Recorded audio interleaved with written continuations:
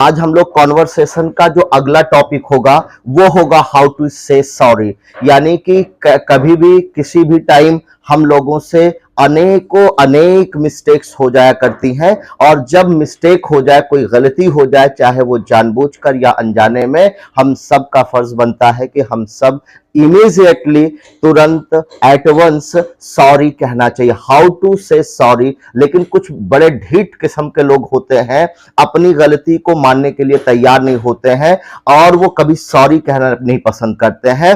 लेकिन कॉन्वर्सेशन का एक बेहतरीन पार्ट ये होता है कि अगर हम कोई काम कर रहे हैं या किसी के संपर्क में है, किसी के साथ में है, अगर मुझसे कोई गलती हो जाए, कोई मिस्टेक हो जाए, तो तुरंत इमीडिएटली हमें सॉरी कहना चाहिए। तो ये सॉरी आपको सिर्फ एक तरीके से नहीं कहना चाहिए, बल्कि बहुत सारे तरीके हैं। So many ways how to say sorry. Sorry के कई तरीके होते हैं। आइए आज हम लोग सीखते हैं, क्योंकि इसके पहले के वीडियो में आपको बताया गया था how to reply thank you. Thank you का जवाब कैसे देते हैं। जो लोग वीडियो ना देखे हो प्लीज वीडियो को जरूर जाकर के देखेंगे, और हम लोग कॉन्वर्सेशन का एक एक पॉइंट सीखेंगे, ताकि अगर कोई कम से कम पढ़ा लिखा व्यक्ति हो तो वो भी अंग्रेजी को बोल सकता है। ऐसा नहीं है, और अंग्रेजी को फ्लुएंटली बोल पाएगा। लेकिन कुछ ऐसे टर्म्स होते हैं, कुछ ऐसे पॉइंट्स होते हैं, कुछ ऐसे वर्ड्स होते हैं जिन्हें सीखना बेहद जरूरी होता है। रटना नहीं है, सिर्फ प्रैक्टिस करनी है। तो आइए दोस्तों स्टार्ट करते हैं। हम लोग सॉरी बोलना सीखेंगे आज की। सॉरी कैसे बोला जाता है, तो कैजुअल एपोलोजाइज सबसे पहले हम सीखेंगे कि अगर नॉर्मल तरीके से हमें सॉरी कहना है तो सबसे पहले, जैसे कि अगर कोई भी दो व्यक्ति बात कर रहे हैं, कोई भी मिस्टेक हो जाती है, तो वहां पर हमें क्या कहना चाहिए? My bad. ये कैजुअल तरीका होता है अपोलोजाइज करने का। अपोलोजाइज यानी क्षमा मांगना, अपनी गलती को एक्सेप्ट करना, सॉरी कहना, यह होता है अपोलोजाइज। सो माय बैड आप कह सकते हैं, फिर या फिर आप कह सकते हैं उफ सॉरी। उफ सॉरी। अगर आपसे कोई मिस्टेक हो जाती है, इमीडिएटली आपको क्या कहना होगा? उफ सॉरी। या माय बैड आप कह सकते हैं, माय अपोलोजाइज कह सकते हैं, माय अपोलोजाइज, माय मिस्टेक कह सकते हैं, सॉरी अबाउट दैट। यानी जो काम आप कर रहे हैं उस काम को लेकर के अगर कोई मिस्टेक होती है तो दोस्तों आपको क्या कहना होगा? Sorry about that. यानी कि उस चीज को लेकर के मिस्टेक हो गई है। आपको रटना नहीं और हिंदी में ट्रांसलेट मत करिए। Don't translate any sentences from Hindi into English. अगर आप ऐसा करते हैं दोस्तों तो आपको कहीं ना कहीं मिस्टेक, बहुत सारी मिस्टेक की होने की संभावनाएं, प्रोबेबिलिटीज बढ़ जाती हैं। तो आप ऐसा मत करिए, सिर्फ आप प्रैक्टिस करिए। आप मेरे साथ जुड़े रहिए। निश्चित रूप से आप एक दिन ऐसा आएगा जब आप अंग्रेजी को फ्लुएंटली बोल पाएंगे। तो चलिए नेक्स्ट एंड लास्ट वन है माय फॉल्ट। अगर आपसे कोई फॉल्ट हो जाए, कोई मिस्टेक हो जाए, तो कैजुअली आपको क्या कहना है? My bad, oops sorry, my apologize, sorry about that, my fault. ऐसे ऐसे वर्ड्स आपको यूज करने हैं दोस्तों। एक सेंटेंस नहीं है बल्कि एक फ्रेज है। सेंटेंस का एक पार्ट्स होता है जो बहुत ही अट्रैक्टिव हमारी स्पीच को, हमारे कॉन्वर्सेशन को बनाता है। तो ये कैजुअल एपोलोजाइज का ये 5 तरीका मैंने आपको बताया। 5 ways of casual apologize. My bad, oops sorry, मैं apologize, sorry about that, my fault. आइए अब आगे चलते हैं। फॉर्मल एपोलोजाइज कैसे करते हैं? अगर आपको रिटर्न में, अगर आपको किसी को एपोलोजाइज करना है, सॉरी कहना है, you have to say sorry in return, तो आपको कैसे कहना है? I sincerely apologise. ये बहुत सारे तरीके हैं, कोई भी एक यूज कर सकते हैं, और बार बार एक ही तरीका मत यूज कीजिए दोस्तों, ताकि आपकी जो स्पीच है, आपका कॉन्वर्सेशन है, वो एक अट्रैक्टिव कॉन्वर्सेशन बन जाए। क्योंकि अगर किसी भी सेंटेंस को आप बार बार किसी के सामने रिपीट करेंगे तो इरिटेशन पैदा होगा, और उस इरिटेशन से बचने के लिए यह तरीका होता है कि हमें जानना चाहिए कि और कौन कौन से वेज हैं और कौन कौन से तरीके हैं जिससे हम चीजों को, वही से सेम चीज जो है, हम कई तरीके से कैसे कहें। तो आइए सीखते हैं। अगला फॉर्मल एपोलोजाइज का तरीका क्या होगा, यानी कि सॉरी कहने का तरीका क्या होगा? I sincerely apologize, I sincerely apologize. Please accept my apologize. Please accept my apologize, यानी आपसे कोई मिस्टेक हो जाती है, आप कहना चाहते हैं कि भाई मुझसे मिस्टेक हो गई, मुझसे गलती हो गई, मैं अपनी गलती को मान रहा हूं, प्लीज मेरी गलती को एक्सेप्ट करिए और मुझे माफ कीजिए। क्या बोलेंगे? Please accept my apologise.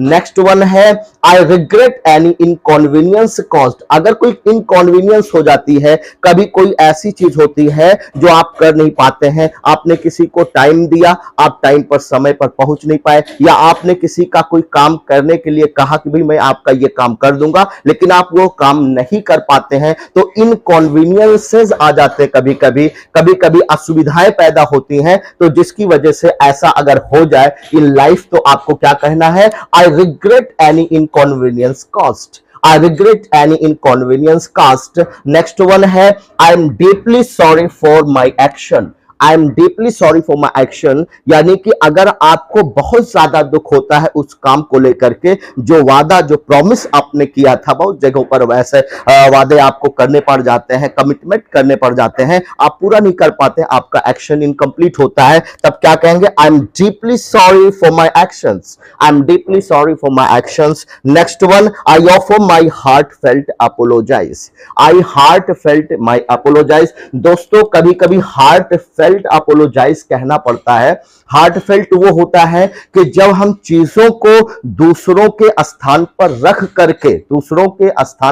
करके जब हम चीजें एक्सप्रेस करते हैं, यानी कि हम वही फील करने लगते हैं जो अगला व्यक्ति फील कर रहा है। जैसे कोई व्यक्ति पेन में है, दर्द में है, और उस दर्द को केवल हम सहानुभूति के, सिंपैथी के जरिए हम कभी कभी, हाँ भाई बहुत उसे तकलीफ है, बहुत कष्ट है, लेकिन अगर हम वो चीज ना कह करके बल्कि उसके दर्द को फील करते हैं, तो वो क्या कहलाता है? इंपैथी कहलाता है। दोस्तों आइए इंपैथेटिक हार्ट फेल्ट अपोलोजाइज कैसे किया जाएगा, यानी कि जब आप एक्चुअल में चाहते हैं कि मैं भी वही फील कर रहा हूं जो वो व्यक्ति फील कर रहा है, आप उसके स्थान पर जाकर के वो चीज रियलाइज करने लगते हैं, और तब आपको अंदर से फीलिंग आती है, तब उसको क्या कहते हैं? इंपैथेटिक या हार्टफुल। तब वो जो सॉरी बोलेंगे, जो अपोलोजाइज करेंगे, वो आपका हार्ट फेल्ट यानी इंपैथेटिक हार्ट फेल्ट अपोलोजाइज होगा। दोस्तों उसको कैसे कहेंगे?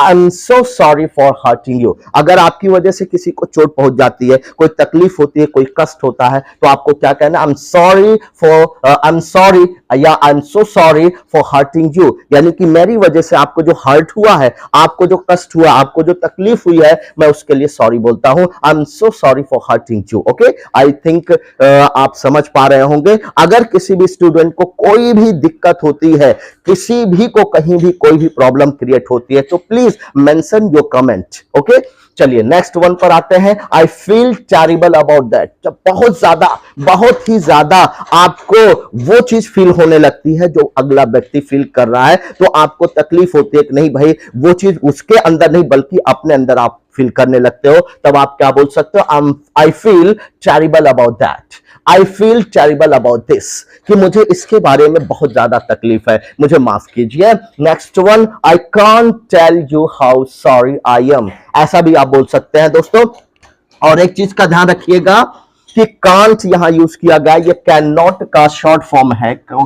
जब आप कैन नॉट लिखते हैं फुल फॉर्म में तो ऐसे लिखा जाता है, लेकिन जब आप इसको शॉर्ट फॉर्म में लिखते हैं दोस्तों, तो शॉर्ट फॉर्म में लिखने का एक तरीका होता है, एक लेटर, दो लेटर या मैक्सिमम 3 लेटर बीच का क्या करते हैं? ड्रॉप कर देते हैं, हटा देते हैं वहां से, तो वो कॉन्ट्रैक्टेड फॉर्म हो जाता है। और इंग्लिश कॉन्वर्सेशन करते समय, बातचीत के दौरान जो है, अगर आप शॉर्ट फॉर्म का यूज करते हैं तो आपकी स्पीच नो डाउट बहुत ही बेहतरीन स्पीच होगी, बहुत ही उम्दा स्पीच हो जाएगी, आप जो है एक अच्छे स्पीकर बन जाएंगे, आप फ्लुएंट इंग्लिश बोलने लगेंगे। तो मैं आपको कॉन्ट्रैक्टेड फॉर्म बताऊंगा कि कैसे किसी चीज को कॉन्ट्रैक्ट किया जाता है, उसको बोलते कैसे हैं, शॉर्ट फॉर्म में कैसे यूज करते हैं। जहां जहां आएगा मैं उसको मेंशन करता चलूंगा, लेकिन इसका एक अलग से सेशन और एक अलग से वीडियो आपको मैं दूंगा, ताकि आप कॉन्वर्सेशन अच्छे से कर पाए। और ये छोटी छोटी चीजें होती हैं जो आपकी कॉन्वर्सेशन को इफेक्टिव बनाती हैं, अट्रैक्टिव बनाती हैं। तो इसलिए अगर आप इंग्लिश को सीखना चाहते हैं, इंग्लिश बोलना चाहते हैं दोस्तों, तो इंग्लिश इज वेरी इजी, बहुत ही सरल भाषा है। आप इसको ये मत समझिए कि ये बहुत कठिन भाषा है। ठीक है, ये उसी तरह से बिल्कुल इजी है जैसे अदर लैंग्वेज होती है, बस इसकी प्रैक्टिस नहीं होती है। और एक फोबिया होता है, इंग्लिश फोबिया, एक मन में डर होता है कि हम अंग्रेजी नहीं बोल पाएंगे। पहली चीज तो जो हेजिटेशन है आप उसको रिमूव करिए, please remove your hesitation inside. जो आपके अंदर इनसाइड में हेजिटेशन, उसको दूर करिए। नहीं, आप ये रोज कहिए, I can do it, I can do it, I can do it, मैं इसे कर सकता हूं। अगर आप ऐसा बोलते हैं तो आपके अंदर एक कॉन्फिडेंस आएगा, गजब का कॉन्फिडेंस आएगा, और आप अंग्रेजी को बहुत ही इजीली बोल पाएंगे। और उसके लिए जरूरी होता है कि छोटे छोटे सेंटेंसेस जो हम अपनी डेली और प्रैक्टिकल लाइफ में यूज करते हैं वो हमें पता होना चाहिए, और उसी चीज की मैं प्रैक्टिस बार बार करवा रहा हूं। तो चलिए इसको कैसे पढ़ेंगे? I can't tell you how sorry I M.